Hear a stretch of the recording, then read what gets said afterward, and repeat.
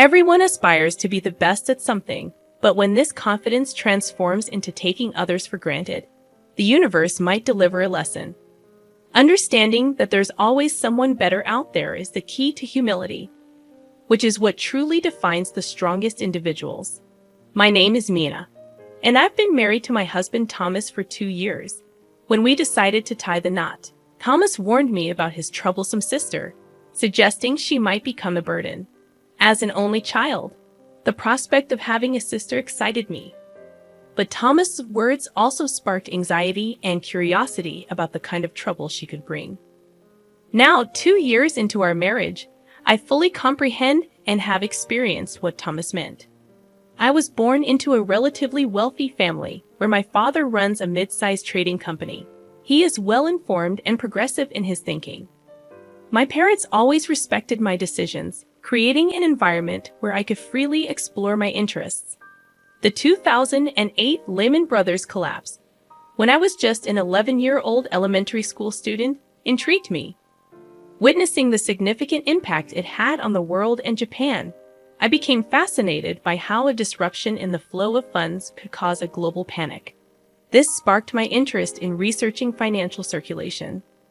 Naturally curious and apparently quite intelligent, my parents had me take an IQ test, and the results exceeded the normal range.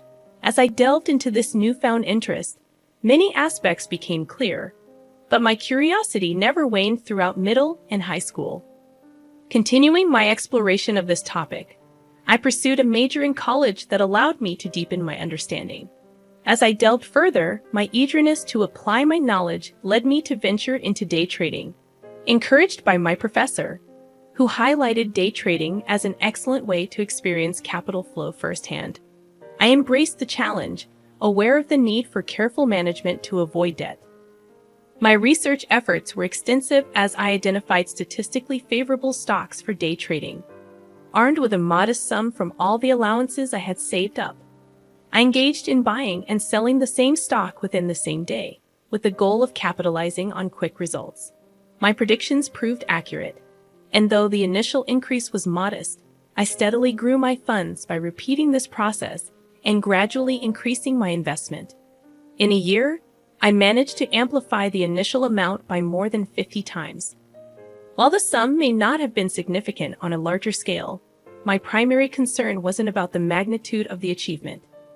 What mattered most to me was whether the answers I had derived from my research were correct.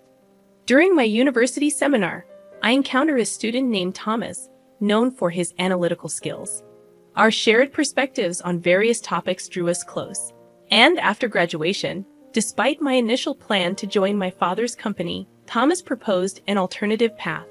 He identified a job at a foreign investment firm, a proposition he presented on the day of our graduation ceremony. Following a celebration, Thomas confessed his feelings, and without hesitation, I said yes.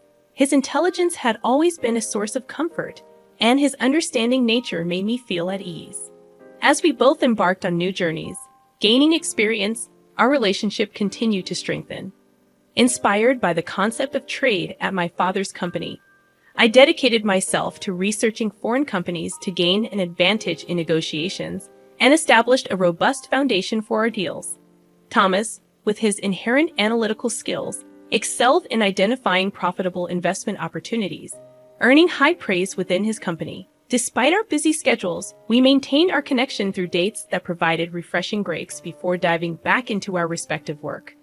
Over the 5 years of our relationship, we became indispensable to each other, evolving into a reliable support system. Deeply immersed in our exciting careers, we decided it was the right time to take the next step. Thomas proposed, expressing his desire to spend the rest of his life with me. Without hesitation, I accepted his proposal, eager to begin our life together.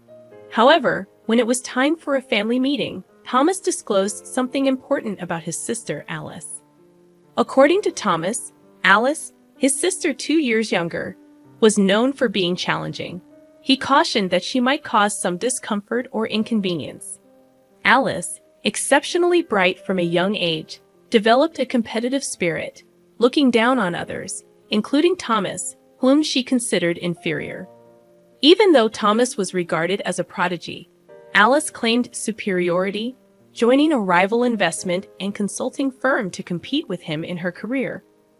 Thomas was worried that his engagement might affect Alice's pride, as she always sought to prove herself superior. Having no close friends and seemingly without a significant other, Alice appeared to harbor insecurities, masked by a brave face. Thomas was concerned about how she might react, fearing that she would intensify her efforts to demonstrate her strength in the face of our engagement. Attempting to reassure Thomas with a light-hearted "it's okay" proved ineffective, as his worry seemed unending. This only heightened my curiosity about his intense sister, Alice. Finally meeting her at a family gathering, her sharp, intelligent beauty was unmistakable, though a certain coldness lingered. Whether that was intrinsic to her nature or a result of my preconceived notions, I couldn't discern. Thomas's parents, in contrast, were kind and humorous, putting me at ease about getting along with them. However, beyond the initial greeting, Alice remained silent, merely eating her meal while scrutinizing me as if assessing my worth. After the meeting, as everyone was leaving, Alice pulled me aside. Curious about the person I would be, she expressed disappointment, dismissing me as just a girl who secured a job at her parents' company and likely slacking off. She asserted her financial prowess, claiming to move large amounts of money and make significant profits, placing herself on a level far superior to mine. According to Alice, Thomas settling for someone like me was disappointing, and she concluded by stating that today's gain was realizing how much I fell short of her standards. Stunned and unsure how to respond, Alice left the room, leaving me there. Thomas returned, noticing I hadn't left with Alice. Concerned, he asked if something had happened. In response to Alice's jab, I laughed it off, assuring Thomas that it was just a minor comment. Thomas apologized for his sister's rudeness, but I reassured him that I wasn't bothered. It didn't hurt, but I couldn't help but wonder what would happen the next time we met, particularly at the wedding. Strangely, I found myself looking forward to it, anticipating the interesting dynamics that might unfold. Surprised by my response, Thomas and I went on to have a grand wedding attended by family, friends, and colleagues from both sides. We pledged our eternal love and reveled in the joyous occasion, but Alice appeared grumpy and irritated right from the start. Thomas had mentioned that Alice had neither friends nor a romantic partner, so I could somewhat understand her feelings, finding it slightly amusing. During a break for a wardrobe change, as I waited for the staff to assist me, Alice entered seemingly without reason. She remarked that my happiness was only for the day and predicted that, as a plain woman, I wouldn't get the spotlight after the wedding, insinuating that I would just leech off Thomas' earnings. Unfazed, I couldn't comprehend how anyone could be satisfied with that. She declared her intentions to climb even higher on her own and find someone better than Thomas for an even grander wedding. With that rapid-fire monologue, a self-satisfied Alice left without giving me a chance to respond. As the staff walked in just after Alice's departure, I burst into laughter at the timing. Apologizing to the puzzled staff, I started changing, realizing that Alice knew how to keep things interesting. Since the wedding, I had no contact with her. I anticipated seeing her again, perhaps at Christmas when visiting my in-laws, but an unexpected connection with Alice arose sooner than expected. My father decided to seek external consulting for asset preservation and expansion at his company. Although I offered to handle it, he insisted on bringing in outside expertise, choosing a specific firm. Upon hearing the familiar name of the consulting firm during negotiations at my father's company, a sense of recognition washed over me, but I couldn't immediately place it. To my surprise, Alice was among the representatives of the firm, and the realization dawned that it was her company. We exchanged surprised glances, but silently agreed to act as if we were meeting for the first time, keeping our sister-in-law relationship a secret from the other team members. When I discussed the situation with Thomas at home, he already knew about it, expressing frustration. He suggested I step away from the project, but I found the situation amusing and laughed it off. Despite my amusement, I had to maintain professionalism during the negotiations. I pointed out flaws and inadequacies in their proposals, supported by logical reasoning that unsettled them. Alice tried to counter with past examples and mathematical evidence, but my responses exposed their weak points, leaving them silent. The meeting ended in my favor, with the other team agreeing to come up with a second proposal for the next meeting. As I relaxed with coffee after they left, I received a phone call meant for me. Answering the phone, it was Alice. She acknowledged my success, but declared that someone as excellent as her couldn't be bested by me. With a parting shot about not needing guidance from someone like me, she hung up. Bursting into laughter, I held the phone, drawing curious glances from nearby colleagues. From that point on, I took full control of the meetings, with their team often scrambling to respond to my points. Alice attempted comebacks but consistently fell short, her frustration visible. When I shared this with Thomas, he revealed that Alice had never been outdone by anyone before. Additionally, he mentioned that Alice had recently faced rejection from a guy she liked, compounding her irritation. I couldn't help but let out a surprised "huh" and stifle my laughter as a consulting project finally concluded successfully. The opposing team leader thanked us, expressing that they had learned a lot. And as everyone dispersed, Alice and I found ourselves alone. Alice, however, was not satisfied with the outcome. "I'm not satisfied with how things went. I'll make sure to get the better of you next time. Just so you know, I am more excellent. I even bought a tower mansion at my age. Only someone as outstanding as me could afford a brand new tower mansion," Alice declared, emphasizing her success as an investor. With that statement, Alice left, and Thomas later confirmed that what she said was true. Alice had indeed found success as an investor and recently bought a tower mansion to live on her own. While acknowledging her undeniable talent and the achievement within her reach, I genuinely wanted to congratulate her. A few days later, on the weekend, I had some business at a tower mansion.